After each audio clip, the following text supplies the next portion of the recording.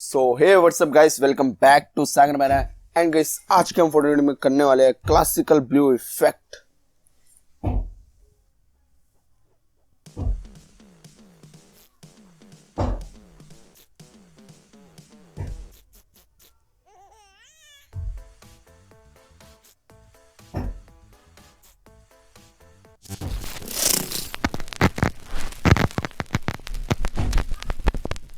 Simply आपको आ जाना है लाइटरूम के अंदर। लाइटरूम के अंदर आपको मेरा प्रीसेट डाउनलोड करके इसको ऐड कर लेना। अगर आपसे ये डाउनलोड ना हो तो मैंने उसके लिए एक्स्ट्रा एक वीडियो बना रखी है, प्लीज उसको भी जाके जरूर से देख लेना।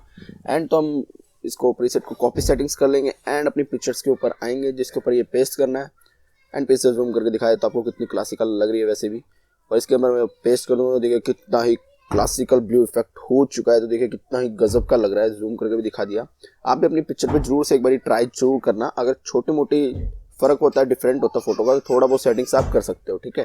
तो एंड मैं इस पिक्चर्स के ऊपर भी करूँगा। देखिए इसमें भी बहुत ही गजब का लग चुका है प्री सेट, तो बहुत ही गजब का लग रहा है। आप भी इंस्टाग्राम पे ऐसे डाउनलोड करके जरूर